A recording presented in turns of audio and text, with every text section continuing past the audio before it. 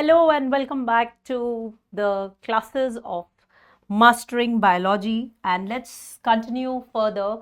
We will talk about the life processes one by one. All right.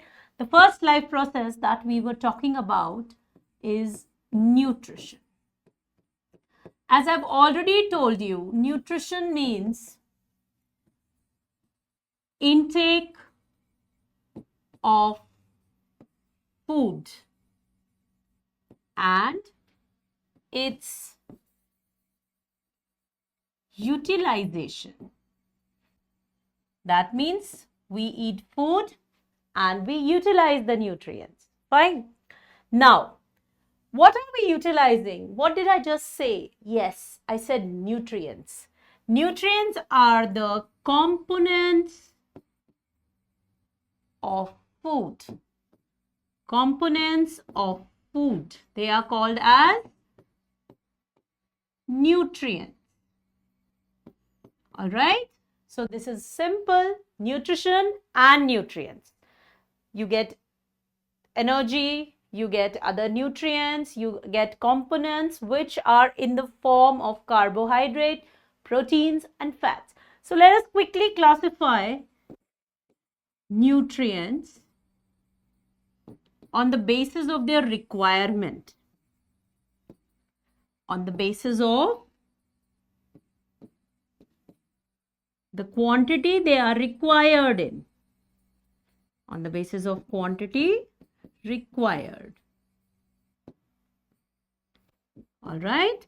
So when we say they are required, for what they are required, they can be required in large quantity and they are called as macronutrients. Macronutrients are those which are required in large quantity. And micronutrients is the second group. Micronutrients, those which are required in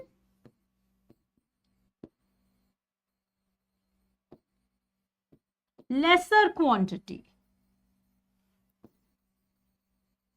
They are required in lesser quantity. So there are two groups on the basis of the amount they are required by a body. They could be macronutrients or they could be micronutrients. Macronutrients include carbohydrates,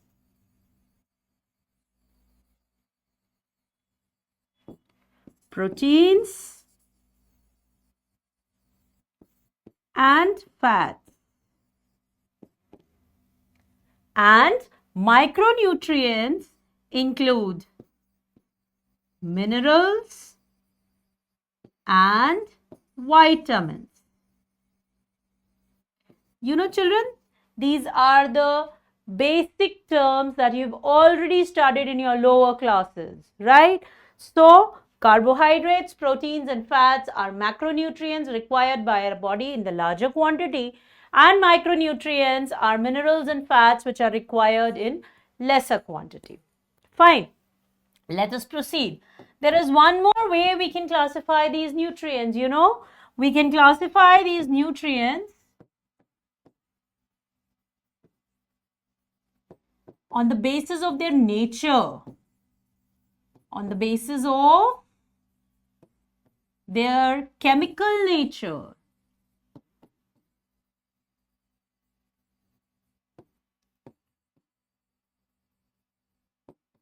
These can be classified as organic or inorganic nutrients. Organic nutrients, the main components are carbon and hydrogen along with oxygen, nitrogen or sulfur. Any one of these could be there, but carbon and hydrogen has to be present there. Then we call the nutrients as organic nutrients. All right. And what all will be included here? All except minerals. That means carbohydrates, proteins, fats and vitamins. These are all organic in nature. Now you must have by now coded what is left for the inorganic one. The inorganic nutrient will include only and only minerals. Minerals like iron, zinc, magnesium, etc., etc., etc. You have so many minerals that you calcium, phosphorus. These are all inorganic nutrients. These are all included in minerals. All right. So macronutrients, micronutrients, and on the basis of their chemical nature, we have classified nutrients into further two parts. Now, another a very basic thing that the nutrients can be further divided into what they are a source of. Source of what? What does it mean? That means what it is giving you, and that's just the basic part, which includes they could be energy giving, they could be bodybuilding,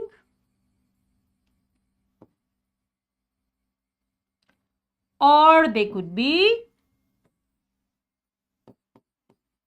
protective in nature. Fine. Energy giving. Now, energy giving, we have two forms. One is the instant form of energy, and one is the stored form of energy. Instant form of energy, when you come out from play, what do? You feed yourself with a hamburger, that will give you more energy. Okay, of course you're hungry, so you might feed it, but what will give you more energy instantly? The hamburger or a glass of lemonade or a glass of glucose? Definitely, a glass of glucose, a glass of lemonade which has sugar, which has glucose in it, will be easier to use up. And so that was the instant form of energy, and that is the carbohydrate, which is glucose. Right. Now the stored form of energy, yes. The stored form of energy is also can be a carbohydrate. For example, plants have starch as the stored form of energy, and animals have glycogen as the stored form of energy, right?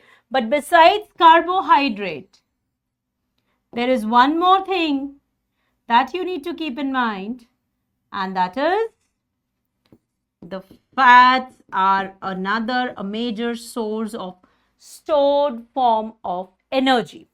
All right. So you have instant energy, you have stored energy. Instant energy is carbohydrate and the simplest form glucose, right? And the stored form of energy can be a carbohydrate or fats.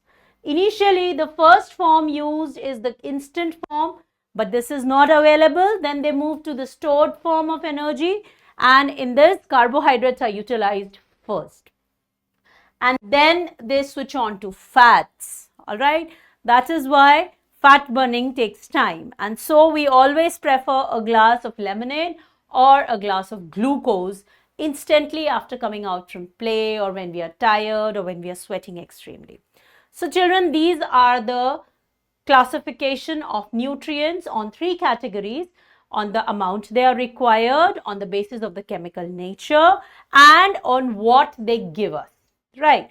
Now, let us move quickly to the second component, which is the bodybuilding. The bodybuilding component is provided by proteins. These are the building blocks of our body. These helps in building up muscles and bones and growth. All right. So proteins are the building blocks of the body, and the protective components will include minerals and vitamins. So minerals and vitamins are the protective food which help us in building up a stronger defense system, which helps in making our body immune to variety of diseases. Yes. Now just quickly let us discuss what is the source of glucose or what is the source of protein. Carbohydrate, when I say the source of carbohydrate is rice, sugar, all right, wheat, that is what we get carbohydrates from, potatoes. Then when we talk about fats we get from oil, ghee, butter, cheese. Proteins, egg, meat, fish, all right. For vegetarians, it is pulses, dal, beans, rajma, chole, lobia, all these are included as a source of protein. Then let us talk about minerals and vitamins. Minerals are provided us in more quantity as compared by the vegetables that you eat.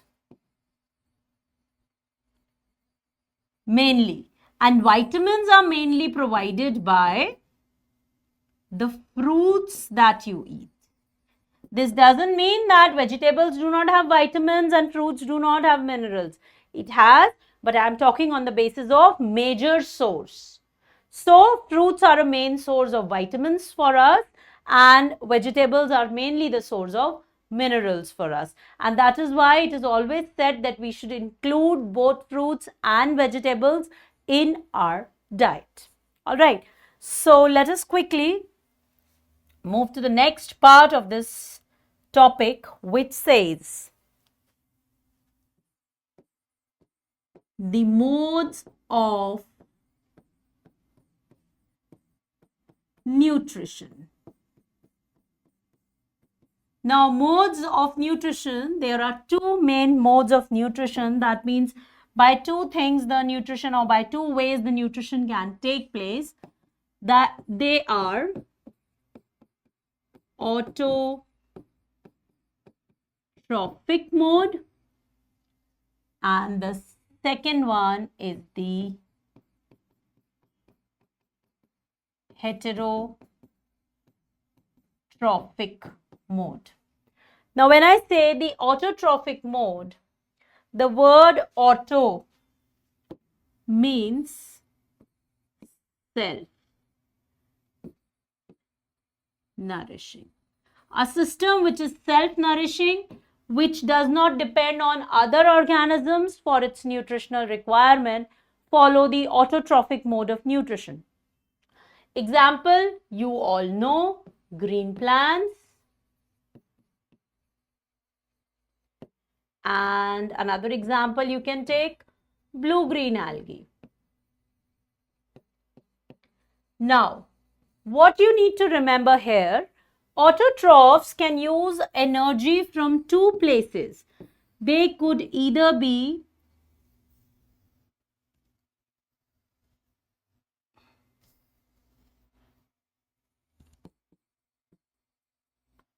blue-green algae.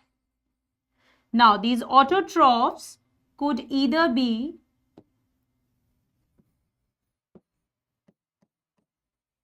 photoautotrophs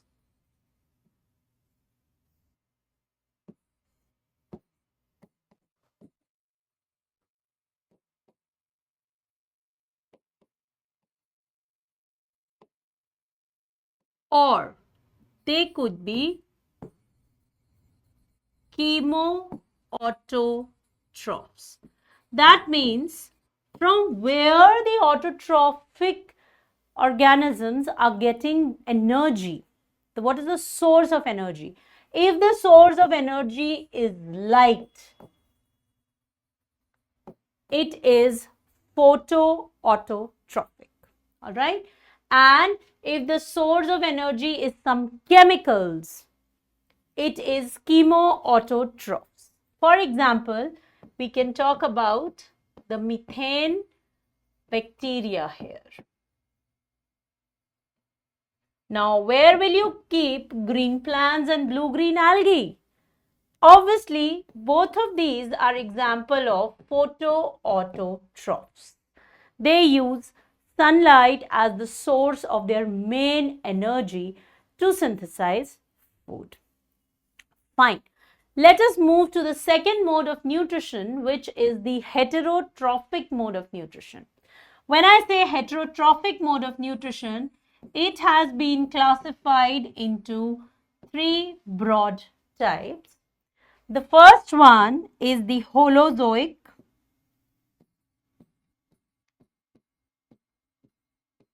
The second is the parasitic. And the third one is the saprotrophic.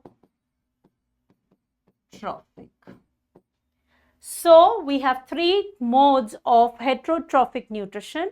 It could either be holozoic, it could be parasitic, or it could be saprotrophic. Now let us look at them one by one, because we will also understand what are the differences in them. Yes. So coming to the first mode of nutrition, let us start with parasitic mode of nutrition. When I say parasitic mode of nutrition, now, children, please keep in mind that heterotrophic mode of nutrition is that mode of nutrition where organism depends on others for nourishment. The word hetero means others. Yes, so there is no process which is going on here. So when I say the parasitic mode of nutrition, the parasitic mode of nutrition involves two organisms. One is the host, one is the parasite. All right. Now, parasite is the organism which will feed on other organisms. Which feed on other organisms. So this is always benefited because it does not have to do anything. So this is always benefited. But, you know, host is supplying or providing nutrients to the parasite. So, this host is always at loss. This host is always at loss. Fine. The parasites can be classified in examples in case of plant parasites and animal parasites. When I say plant parasites, this is one example you must have heard of. Cuscuta, dodder, or amerbale. These are total parasites. They totally depend on the host for their nourishment. Then animal parasites include ticks, leech, and you remember which is the malarial parasite? The Plasmodium.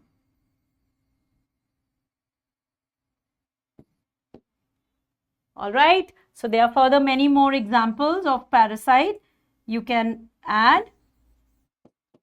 So this is all about the parasitic mode of nutrition that you should know. And in this case, both the organisms or both the partners are living. One of them is benefited, the other is at loss. Let's move to the next mode of nutrition. Sorry, the next mode of heterotrophic nutrition, which is mainly the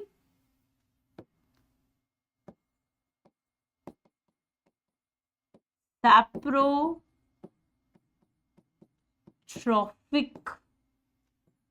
nutrition. Now, again, it will involve an organism which is living.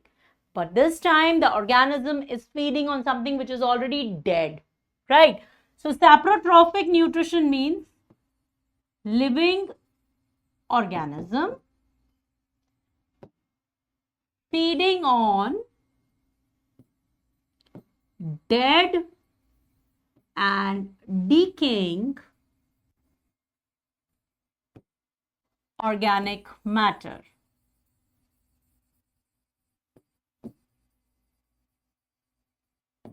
Dead and decaying organic matter. Now the word sapro. This word sapro itself means rotten. Now what do you mean by rotten? That means dead and decaying organic matter. Yes. So an organism which feeds on the dead and decaying organic matter is called as saprotroph. So this living organism is a saprotroph,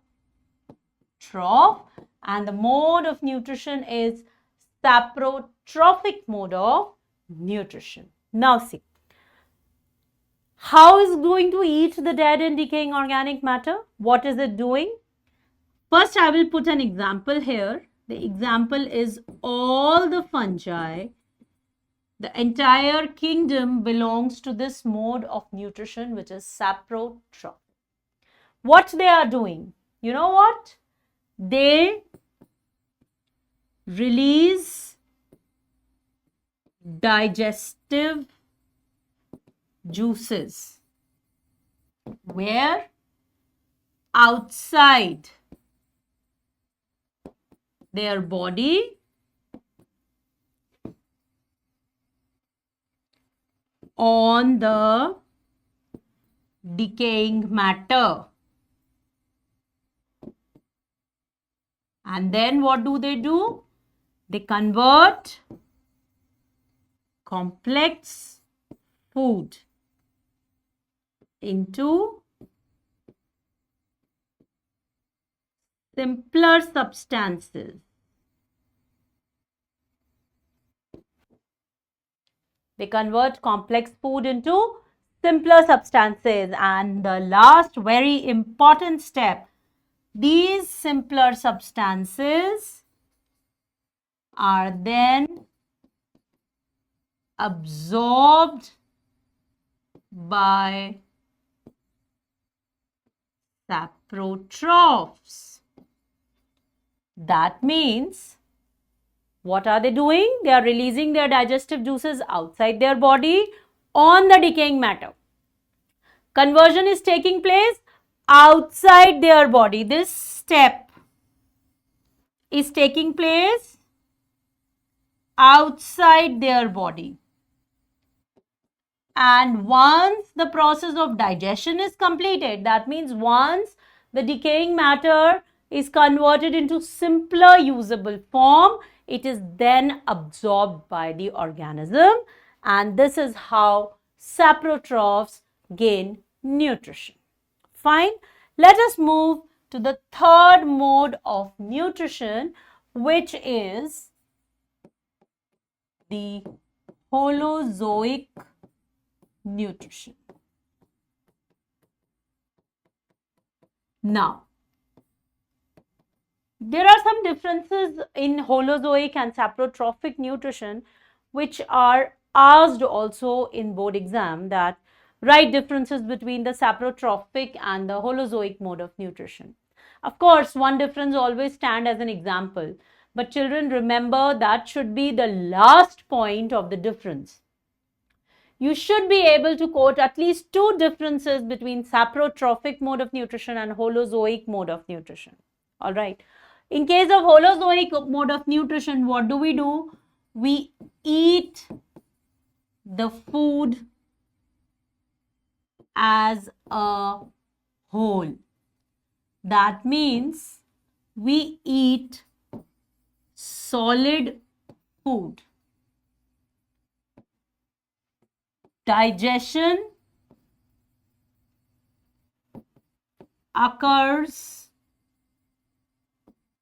inside the body of the organism.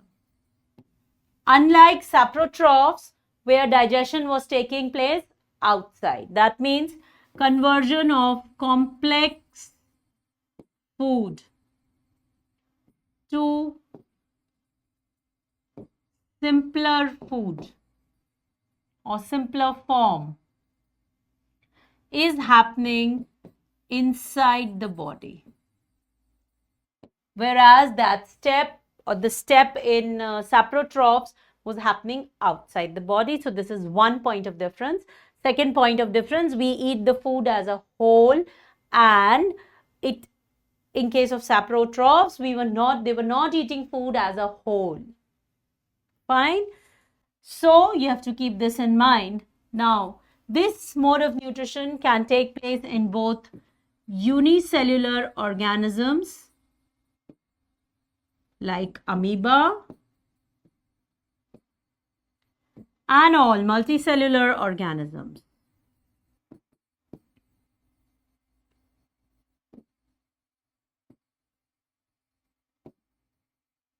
I hope the definition, the explanation and the difference part is clear, because this is a clear-cut question for your board exams. Write differences between saprotrophs and the saprotrophic and the holozoic mode of nutrition. All right. So there you have to be very clear with the differences. You have to be very clear with the points you will write. Example should always be the third point. The 2 point of differences, the first is the definition and second where the digestion is taking place. All right. And third you can write as that holozoic, in saprotrophic mode of nutrition, the organism always feed on dead and decaying matter, whereas this is not the case in case of holozoic mode of nutrition. All right.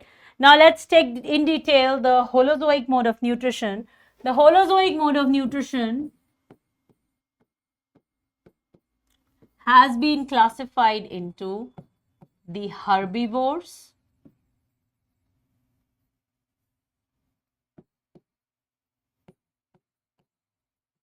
carnivores,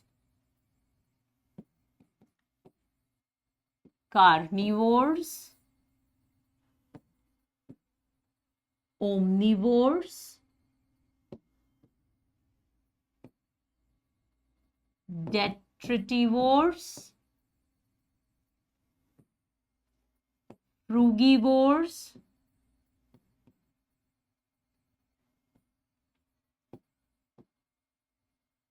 sanguinivores. All right.